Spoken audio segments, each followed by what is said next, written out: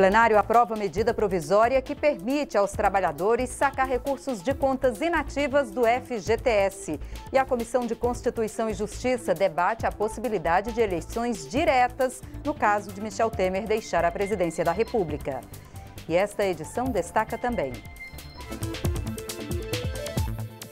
Comissão de Defesa do Consumidor debate projeto de lei que proíbe o limite de franquia na internet fixa. Proprietários de casas lotéricas de todo o Brasil vêm à Câmara pedir socorro depois de 500 estabelecimentos do tipo terem fechado as portas só no ano passado.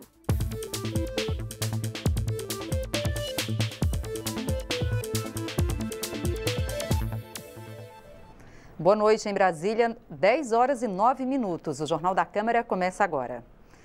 O plenário aprovou nesta terça-feira a medida provisória que permite aos trabalhadores sacar recursos de contas inativas do FGTS. Quem tem as informações é o repórter Tiago Ramos, que fala ao vivo do Salão Verde. Olá, Tiago, boa noite. A Câmara aprovou essa medida provisória agora para os trabalhadores continuarem com esse direito de sacar os recursos das contas inativas do FGTS. O Senado ainda precisa aprovar essa MP até 1º de junho, né, Tiago? Boa noite, Jacene. Boa noite a todos que nos acompanham. É isso mesmo. As pessoas precisam entender que medida provisória é uma lei que produz efeitos de imediato. Assim que o presidente da República assina, ela está lá produzindo efeitos. Mas, para ser aprovada e continuar valendo ao longo do tempo, ela precisa ser analisada pelo Congresso e aprovada pela Câmara e pelo Senado. O prazo de validade dela é de 120 dias. Portanto, aprovada pela Câmara, tem ainda algum tempo para ser aprovada pelo Senado. O combinado inicialmente é que o Senado teria pelo menos uma semana para fazer essa discussão. Seguindo esse acordo, ainda dá tempo do Senado aprovar essa medida provisória. Agora, a gente precisa incluir a aprovação dessa medida provisória num contexto político também de crise. E é mais ou menos esse o termo que imperou hoje no plenário. Vamos ver aí também uma matéria sobre isso. A crise política no governo Temer dominou as discussões no plenário da Câmara nesta terça-feira. Eu apelo ao bom senso da oposição. Nós queremos trazer de volta a normalidade da economia do nosso Brasil. Nesse momento de crise, nós temos que votar sim. Nós temos que cumprir a nossa pauta, a pauta congressual, que é a pauta do país. A questão é outra. Nós vamos sim estabelecer aqui nesse plenário, tanto quanto possível, o regimento interno desta casa nos permita, um processo de obstrução política, por uma razão muito simples.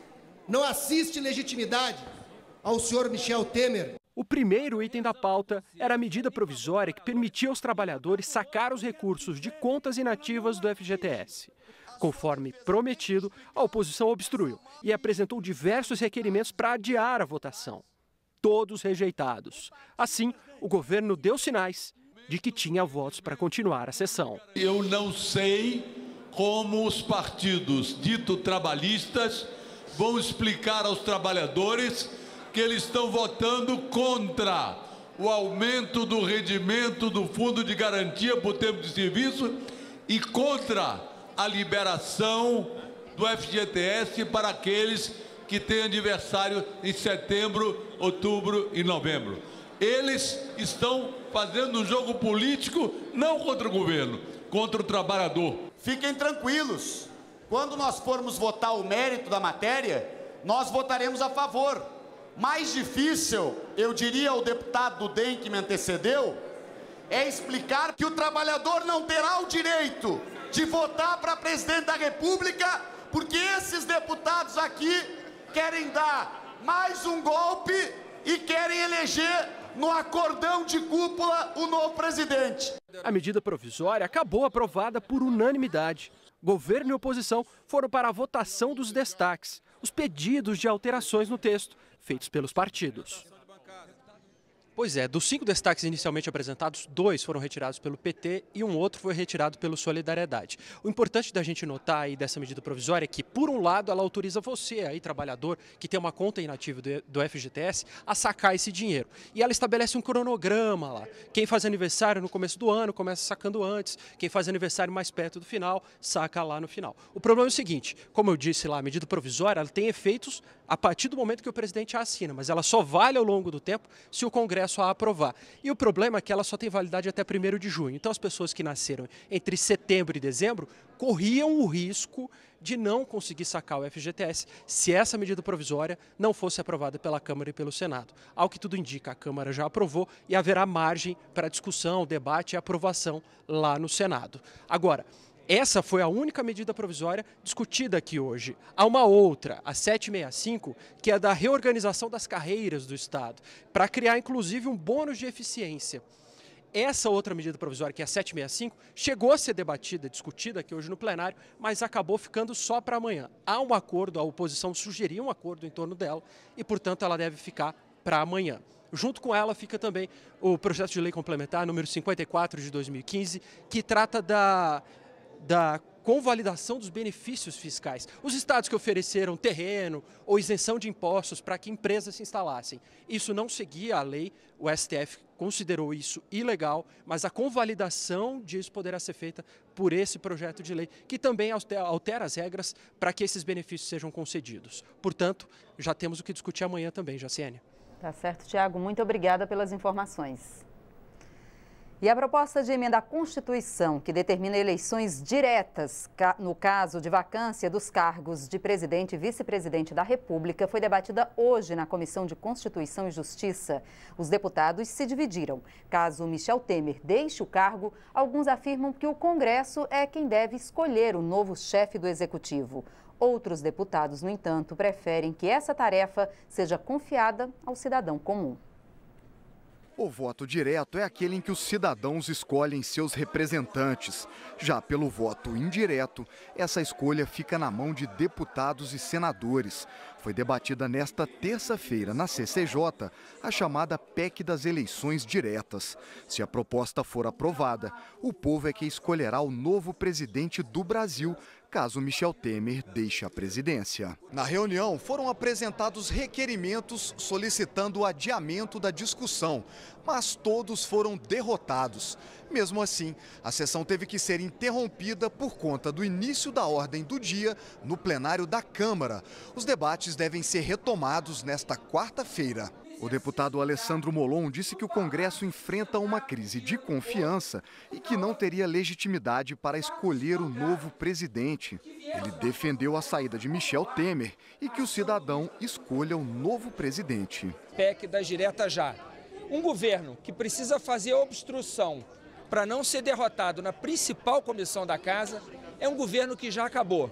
Por isso nós queremos a saída de Temer e aprovar aqui na casa eleições diretas já. Não há a menor dúvida de que a PEC, se aprovada, valerá imediatamente. Já o deputado Fausto Pinato disse que os áudios contra Michel Temer foram editados. Ele acredita que essa discussão sobre eleições diretas é inútil. Nós sabemos muito bem, se passasse a admissibilidade dessa PEC, nós sabemos que um ano antes ela vai valer. Então, quer dizer, só para criar um sentimento de terrorismo, que é o que a oposição quer fazer nesse país. Então, um sentimento de vingança contra o presidente Michel Temer. O presidente da CCJ acredita que a crise política poderá atrapalhar os trabalhos da comissão, mas disse que vai trabalhar para que as votações não sejam interrompidas. A tendência é que o clima continue tenso, considerando que não há uma convergência de ideias em relação à pertinência dessa PEC nesse momento. Não só em relação à pertinência, a necessidade de preservação do status quo atual da Constituição da República, que prevê, no caso de vacância do presidente e do vice-presidente, eleições indiretas. Então, tudo isso acaba por gerar esse conflito de ideias e isso ressoa aqui na Comissão de Constituição e Justiça, não permitindo que se dê andamento aos trabalhos da nossa comissão. A Comissão Especial da Reforma Política começou a debater o relatório parcial sobre o sistema de votação e o financiamento de campanhas. Apesar de já ter sido alterado a pedidos dos deputados, o texto recebeu várias críticas na comissão e será modificado novamente para entrar em debate e votação na semana que vem. A pedido dos deputados, o relator da Comissão Especial da Reforma Política apresentou mudanças no parecer sobre o sistema eleitoral e financiamento de campanhas. Mas, durante a leitura, os membros da comissão fizeram novas sugestões, que ele prometeu acrescentar no texto, que vai apresentar na próxima semana. A nova versão do relatório prevê votações pelo sistema de lista pré-ordenada pelos partidos na eleição de 2018 para os candidatos a deputados e em 2020 para os vereadores. Em 2022, as votações já seriam pelo chamado sistema misto, em que 50% dos candidatos são eleitos pela lista partidária e a outra metade pelo sistema distrital, que é majoritário. Vence o candidato que tiver o maior número de votos no seu distrito eleitoral. Tem dificuldade ainda, mas não consigo ver outra alternativa para encaixar no financiamento público a lista pré-ordenada. Estou diminuindo aí os anos, né, de eleições com a lista pré-ordenada para a eleição de 18 e 20, para que tenha mais aceitação aqui dentro da casa e angariar mais apoio. Vicente Cândido alterou também o valor do financiamento de campanha por pessoa física. O relatório original estabelecia o limite de doações de 5 salários mínimos. Agora, o limite para as doações sobe para 10% do rendimento declarado no imposto de renda do último ano, como prevê a lei atual, ou 10 salários mínimos, o que der o menor valor. Limite que também vale para doações feitas pelos próprios candidatos. Mas alguns deputados consideraram os valores baixos e o texto ainda pode ser alterado. Já tinha ouvido também outras ponderações dessa natureza, que o candidato poderia dispor de um pouco mais de recursos, que não seja o exagero de 2016, mas que seja um pouco mais. Também você vem com isso folgar um pouco mais o orçamento público. A Comissão da Reforma Política volta a se reunir na próxima terça-feira. E ainda sobre este assunto, foi adiada para esta quinta-feira a primeira reunião da comissão que analisa a PEC que estabelece a coincidência de mandatos e que fixa em 5 anos a duração dos mandatos para todos os cargos eletivos. A primeira turma do Supremo Tribunal Federal condenou nesta terça-feira, por 4 votos a 1, o deputado Paulo Maluf, do PP de São Paulo, pelo crime de lavagem de dinheiro. Os ministros também determinaram a perda do mandato do parlamentar e o pagamento de multa no valor de mais de R$ 1.300.000. A pena foi fixada em 7 anos, 9 meses e 10 dias de prisão em regime fechado. O tribunal não decidiu pela execução imediata da pena. Por isso, a defesa ainda poderá recorrer no Supremo. Só depois de julgados os recursos e se mantida a decisão desta terça é que o deputado poderá ser preso e perder o mandato. O advogado de defesa, Antônio Carlos de Almeida Castro, afirmou que vai aguardar a decisão ser publicada pelo Supremo para recorrer. Segundo ele, até lá, Maluf continua cumprindo normalmente o mandato na Câmara. A primeira turma do Supremo Tribunal Federal também rejeitou nesta terça-feira um recurso do deputado Celso Jacob, do PMDB do Rio de Janeiro, e mandou que seja executada a pena a qual o parlamentar foi condenado em junho do ano passado. Na época, o colegiado fixou a pena de 7 anos e 2 meses de prisão em regime semiaberto, quando o detento pode sair para trabalhar durante o dia, mas tem que dormir na penitenciária. O deputado foi condenado por falsificação de documento público e dispensa de licitação. O tribunal não tratou de cassação do mandato. Jacob foi acusado de fraudar em 2003 a publicação de uma lei municipal quando era prefeito de Três Rios, acrescentando um artigo que não tinha sido votado na Câmara de Vereadores. Em sua defesa, Jacob destacou que foi levado a assinar um texto sem saber da existência de irregularidades. Embora o STF tenha declarado o trânsito em julgado, quando não há mais possibilidade de recurso, o deputado disse que vai recorrer.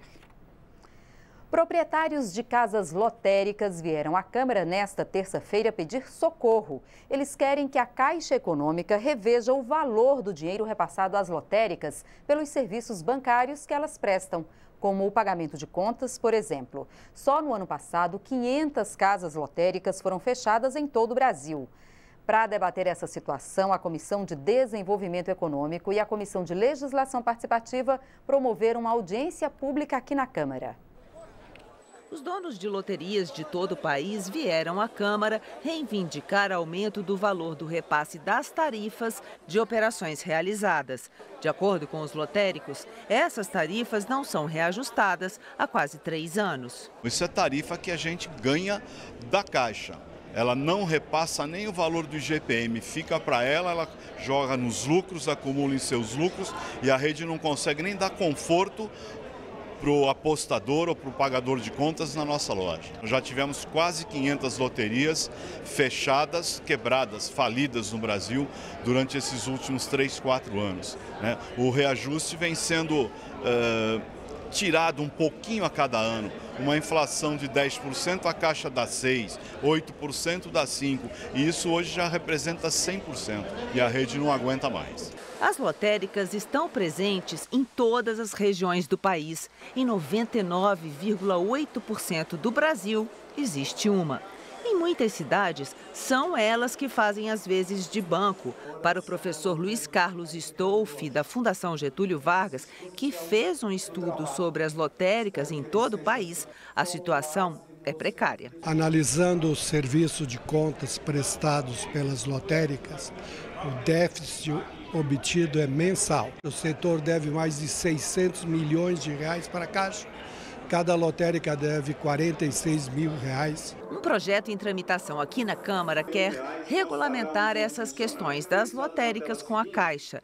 É o PL 7306, do deputado Goulart, do PSD de São Paulo. Nós estamos estabelecendo algumas coisas, entre elas que deixe de ser permissionário e passe a ser concessionário. Outro problema muito sério, existe uma metade do valor do transporte de valor, para você ter uma ideia da injustiça que a Caixa faz com lotéricos, é pago pelos lotéricos. E em janeiro houve um aumento que variou de 42% a 148%. A Caixa até agora não absorveu um centavo deste aumento que houve para o transporte de valores. E o de mais grave que existe é que a Caixa Econômica Federal cobra para fazer os recebimentos das contas de luz, de água, de telefone, de IPTU, em média R$ 5,80 a R$ 6,00 de qualquer uma concessionária. E repassa para os lotéricos 40 centavos, 50 centavos, sendo que quem faz todo o serviço são os lotéricos. A representante da Caixa na audiência pública disse que o banco não é contra o projeto de lei, mas alertou: as alterações podem ser repassadas no preço final ao consumidor. Na hora que a Caixa chegar conveniente a conveniente, né? Com prefeitura, governo, com empresas do setor privado para negociar a tarifa, pode acontecer alterações substanciais no preço do canal lotérico e na intenção de utilizar esse balcão para a continuidade da prestação desse serviço. Então, uma questão pode ser que esses atores repassem, empresas, bancos, estados e municípios, aceitem esse novo preço de remuneração e repassem esse custo para o consumidor. E pode ser também que eles façam uma opção somente pelos outros canais de pagamento ou invistam em redes próprias, como já aconteceu em algumas situações envolvendo concessionárias. Veja agora outros assuntos que movimentaram a Câmara nesta terça-feira. A Comissão de Agricultura discutiu propostas para revitalizar a comissão executiva do Plano da Lavoura Cacaueira. As opções incluem a diversificação das fontes de financiamento do órgão para não depender só de recursos do governo federal, a transformação da comissão em autarquia e a promoção de concurso público para resgatar a estrutura de pessoal da entidade, que está há mais de 20 anos sem fazer concurso. A Comissão de Meio Ambiente promoveu audiência pública sobre o setor de papel e celulose e seus impactos sociais, ambientais e econômicos. Um dos pontos destacados foi se a monocultura do eucalipto é nociva ao meio ambiente, questão em que não há consenso. O representante da Imaflora, empresa de certificação florestal, ressaltou que o uso do eucalipto transgênico só está liberado para testes. Já os trabalhadores reclamaram que os impostos não são revertidos para os municípios onde há o plantio, e sim para as cidades onde ficam as fábricas. Eventos de grande porte, como festivais de música, terão de ser monitorados por câmeras de segurança. É o que propõe um projeto aprovado pela Comissão de Segurança Pública. O texto prevê a instalação obrigatória de câmeras em locais com capacidade igual ou superior a 1.000 pessoas. As câmeras de monitoramento estão cada vez mais frequentes nas grandes cidades. No Brasil, já são mais de 1 milhão de câmeras nas ruas.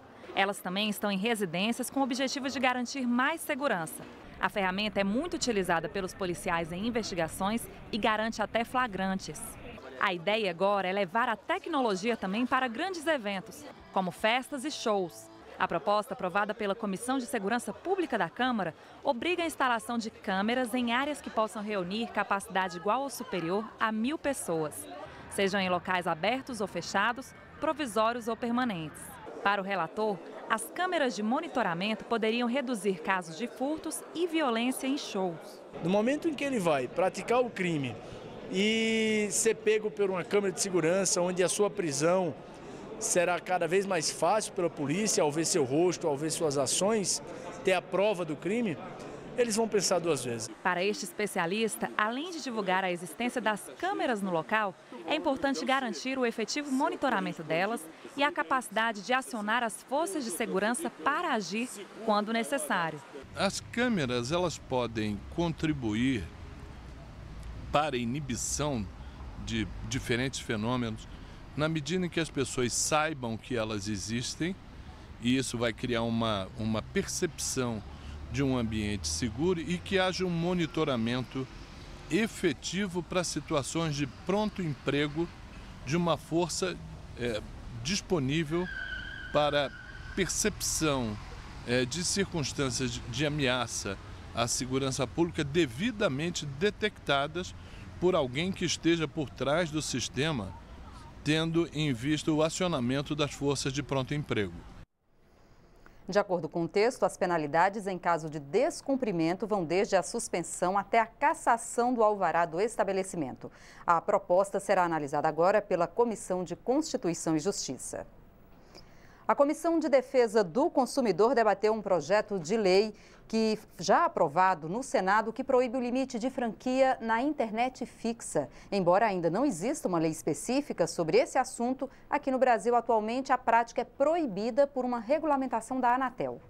Atualmente, o limite de franquia só é permitido na internet móvel, que é usada principalmente em celulares.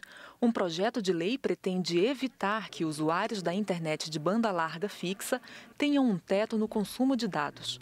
O deputado Áureo, autor do requerimento da audiência pública, defende que a franquia de internet não seja limitada pelas operadoras. Estamos aqui deixando, nessa audiência pública, o nosso voto favorável ao projeto que veio do Senado e, com certeza, vamos trabalhar muito, lutar aqui na Câmara dos Deputados para aprovar esse projeto com urgência e garantir ao consumidor brasileiro o acesso à internet ilimitado. Para o representante das empresas de telecomunicações, pacotes com limite de dados serão vantajosos para o consumidor, já que os preços poderão cair. Ter um único produto, talvez nós defendemos que não é a melhor coisa para quem tem renda tão distinta como o trabalhador brasileiro. Achamos que o consumidor tem a chance de escolher e isso ganhará todo mundo. A substituição de um remédio usado no tratamento de leucemia está no centro de uma polêmica. O governo diz que o novo medicamento importado da China é seguro, mas representantes da área médica questionam a eficácia do produto. Na Câmara, o assunto foi discutido em uma audiência pública conjunta das Comissões de Defesa do Consumidor e de Seguridade Social e Família. A leucemia linfóide aguda é o tipo de leucemia mais comum em crianças. Um dos tratamentos indicados prevê o uso de remédios. O governo brasileiro fornece o medicamento, mas nos últimos anos vem enfrentando problemas para importar o produto. Há alguns meses, o Ministério da Saúde mudou o fornecedor, comprou o remédio da China, mas foi alvo de críticas. Nós não queremos dar para as nossas crianças uma medicação que não tenha um estudo científico de eficácia comprovado. Por isso, nós estamos aqui para conseguir, para lutar para que nossas crianças não sejam cobaias de uma medicação que não tem esse estudo. A leucemia não espera, nós precisamos de medicação com eficácia comprovada. O Ministério da Saúde explica que o novo remédio foi escolhido por causa do preço. O que houve mudança foi de fabricante. Houve uma concorrência ao qual houveram vários concorrentes, vários fabricantes diferentes, e o de menor preço atendia integralmente ao solicitado no edital. Então, dessa forma, ele foi o vencedor da concorrência. O representante da Anvisa, a Agência Nacional de Vigilância Sanitária, disse que já foram feitos 3 testes com o produto e os resultados são satisfatórios. A Anvisa solicitou ao Instituto Nacional de Controle de Qualidade em Saúde, e ao INCQS da Fiocruz, que proceda com os ensaios para definir de forma clara que o produto possui qualidade, definir também que ele possui, a partir do que foi apresentado, da questão das proteínas, das impurezas que está sendo levantado, para que o INCQS, um laboratório oficial, forneça à Anvisa elementos para poder fazer a sua análise. É preciso a Câmara, como tem esse papel de acompanhar as políticas públicas de saúde, a Comissão de Seguridade, Saúde e Família, nós precisamos clarear para tranquilizar. O dilema do gestor público não é fácil. Você tem que, ao mesmo tempo que assegurar eficiência na aplicação dos recursos, os menores preços nas compras públicas, você tem que proteger a saúde das pessoas, garantindo a eficácia e a segurança dos medicamentos.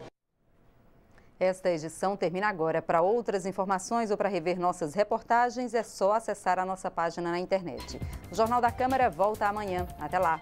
Tchau.